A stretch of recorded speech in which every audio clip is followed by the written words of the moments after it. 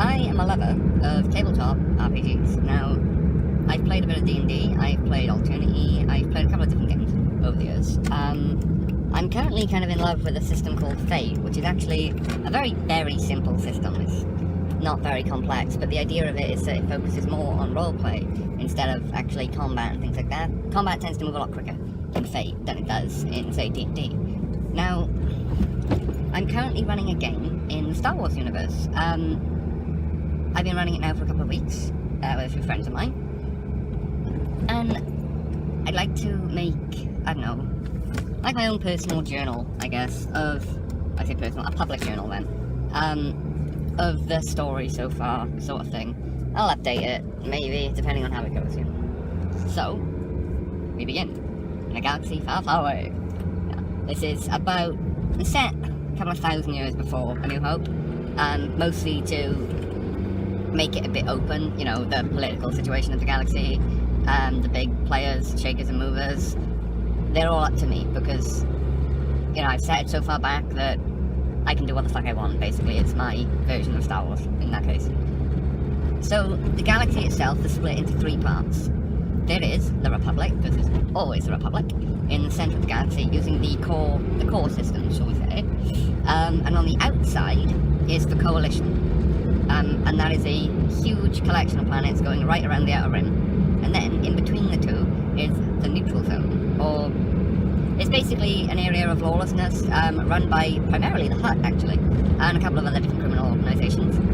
Now, the Republic has the Jedi and the Jedi Academies in it, and the Coalition have the Sith, and at this point, the Sith use academies and work very much like the Jedi do. Now, tensions have been brewing between the two sides for quite some time, and the situation is at that point where it's about to boil over, which is when we start. So, 4 people are taken, and I'm trying to think of a way to tell it. If I use the point of view of a very specific character, then maybe that could work. I'll see, I might flip-flop with this. I don't know. Okay, so the 4 players, basically they're dragged into a room, bags over their head, not knowing what the hell is going on, okay? So, eventually, they each get their bags removed, and they realise they're in a Hutt's palace, in front of a Hutt, and they have something around their necks. Now, none of the players' characters know each other at this point, so I'll introduce them as it comes appropriate. So, the Hutt, through using a protocol droid, basically says that he's rounded them up because they are specialists in their field. They're all good at what they do, and he wants them to collect something for him. Because he's a bit of a collector, he likes special and rare things from around the galaxy, and he's willing to pay through the nose to get it. Now, he's not entirely a bastard. His name is Lobo the Hutt, and Lobo, yeah, I know, fuck off. Anyway, Lobo, he basically, he gives them everything they would need to do this mission. He gives them equipment, he gives them a ship, which is basically I described it as, well, wait till we get there, actually. So yeah, he gives them everything they need to do this mission, and access to funds, so that they can actually buy things and re-outfit when they need to. He's being very kind about this, and the players are a bit, let's say, taken off guard by this. They're not used to, you know, NPCs being so nice to them. And then they realise the things around their necks, as they are described as explosive slave collars, stolen from Fallout. Now, if they do anything that the Hutt doesn't like, their heads are gone. And he will be keeping an eye on them, as he's sending a protocol droid with them called Artemis, who will basically, you know, manage them, I guess, would be the word. So, after they're all released, they introduce each other to themselves. So, we have, firstly, Rolo Shen. Rolo Shen is a bit of a scoundrel, and solo type. He is the captain of the group, we can say. A bit of a bastard in his way, but also kind and a good person at heart. He is force sensitive. In fact, he described himself as a grey Jedi. No formal training, but he's able to push and pull things, and he's gotten somewhere with his senses, you know. the next in our party is a Wookiee called Bark. Bark is not your average Wookiee. He's not strong, he's not particularly strong. He's not much with a vibro axe. He's an engineer and a pilot. Now, Bark is... Ooh, there we go. Bark, basically, he's the kind of guy who... He's happy to go along with almost anything, as long as it isn't too, basically, messed up. He'll put some protesting in when the other party members are doing bad stuff, but he won't really try and stop them all that much. He's mostly happy just to sit there and eat hot food. Then we have, I believe it is R0N5, or Rons. Rons is a astromech droid, little guy, you know, equipped with a lot of different gadgets and gizmos, a very good engineer at fixing up the ship and things like that. Rons is also an experiment, a failed, or perceived to be failed experiment of one of the Hutt. Now, Rons has inside of him a very thin tube. Inside that tube is parts of a once quite powerful Jedi. And it's inside this type of module that Rons can activate, and through that, use the Force. Now, I know, you know, people are like screaming right now, like, what the fuck, no, that can't happen, that makes no sense. I know, okay, I know, it's my game though, so fuck you. Anyway, so Rons is a bit of a cheeky kind of droid, likes to roam around, you know, is very happy-go-lucky, up for anything. Rons is a good guy, he is. So, finally, we have Darth Victus, who is a Sith. Now, Darth Victus is a Sith who basically believes himself to be the absolute pinnacle of what a Sith should be. Just like Darth Bane, he discovered the rule of two, and is trying to establish it, although he's nowhere near as capable as Darth Bane. In fact, that's part of the joke with Darth Victus, is that he's not actually that good at using, he's not that powerful, you know. He would still be, you know, he's still close to being an apprentice. He's quite a recent initiate, shall we say. So that's always, you know, the bit of the joke with Darth Victus. Bit, you know, too big for his britches sort of thing. So, they all head off to the dock with their new protocol buddy, Artemis. When they get to the ship, they realise it's a huge red... basically, the idea for the ship is that it looks a bit like the ship from Outlaw Star, except on the underside of the ship, near the front, there are 3 escape pods and 1 other escape pod that looks a bit odd. On closer examination, they realise that it's actually a boarding pod that you basically pile into, and it fires, and it's attached to your ship by a cable, quite a long cable.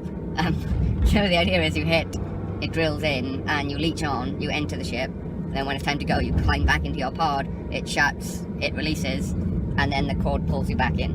So, they've been outfitted well enough for the job, you know? There we go.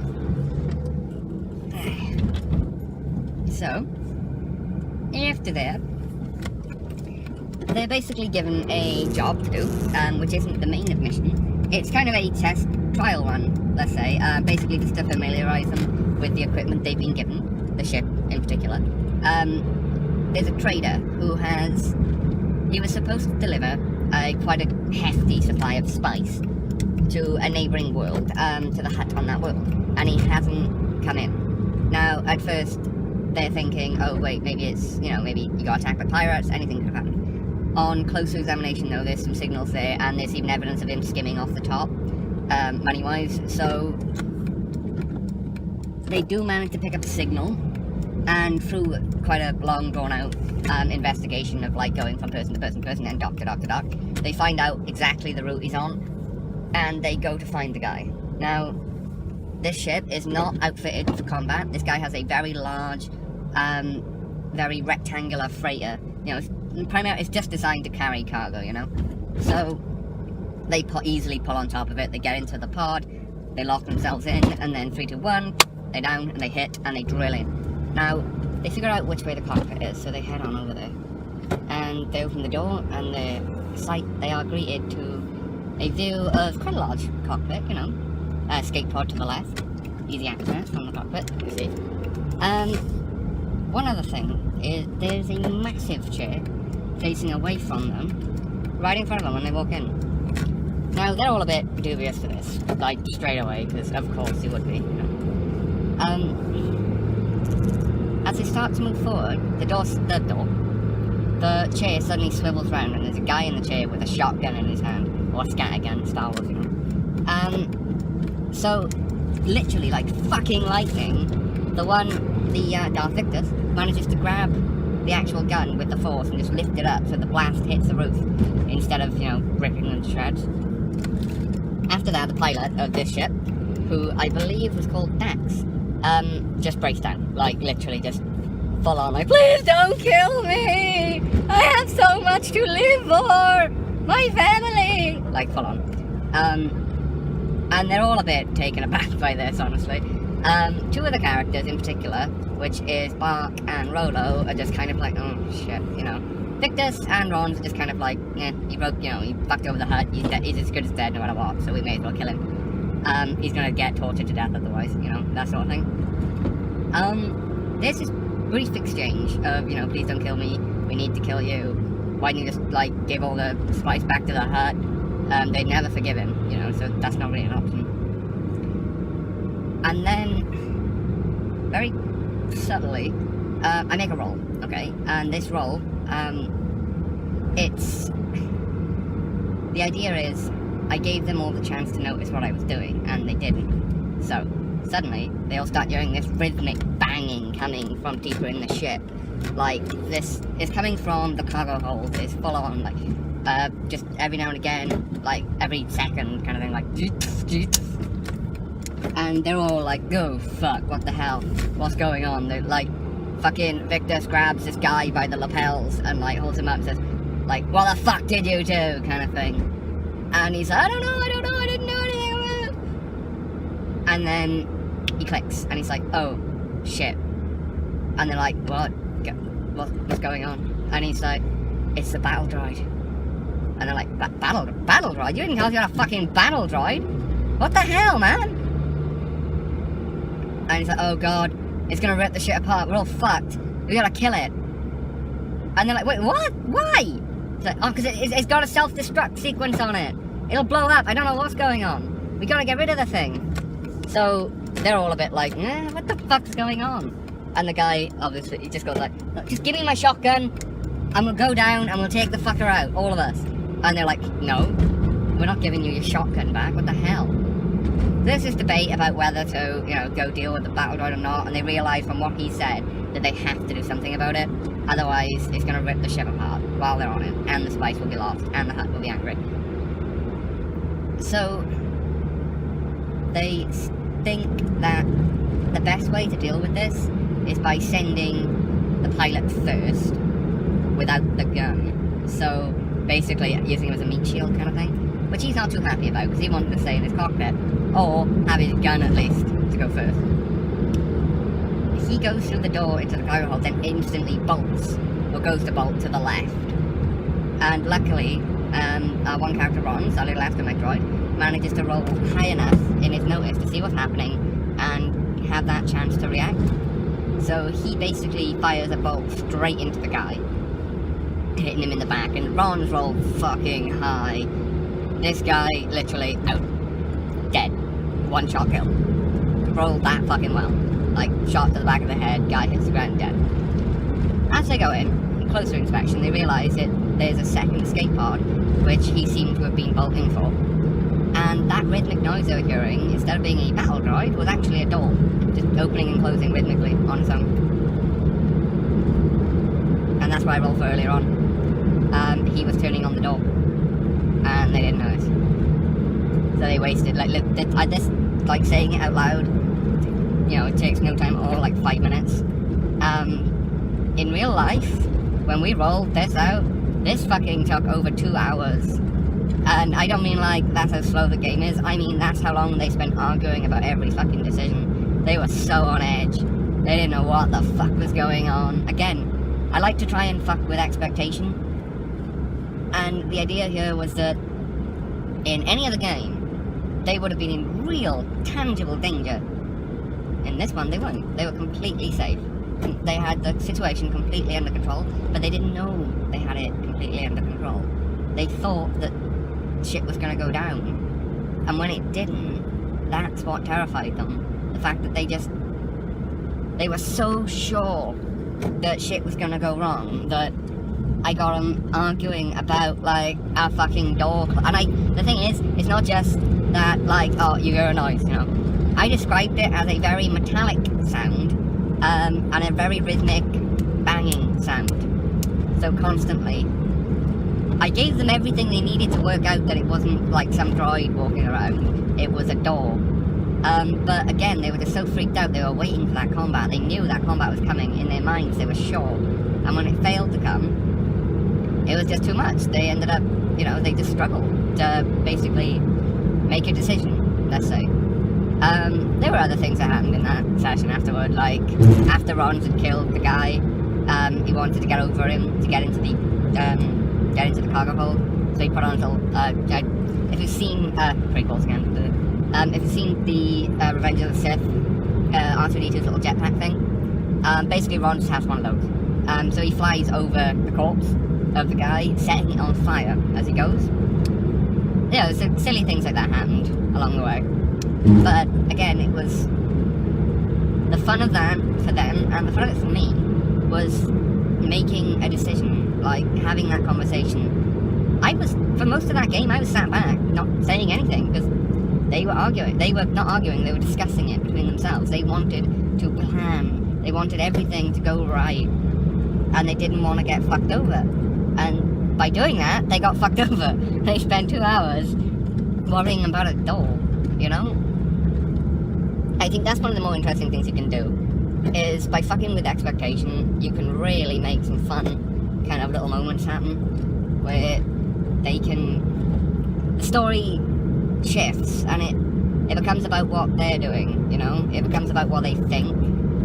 So you get this really fun little situation where, again, they just chat a lot, there are a lot of jokes going on, and they're just having fun, and that's the point. That's what it's all about, is having fun. So after that, they left 2 of them on the ship, on the cargo ship, to basically pilot it back to the planet with a hut, and the other 2 got back on board their ship, which I think they named Skylance after that. And yeah, they delivered the cargo back to the hut on a nearby planet, which was on the way anyway. And then, yeah, after that, I think they got the call.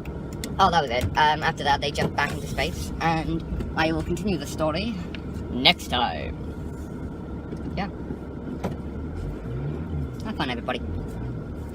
And remember, roll them bones.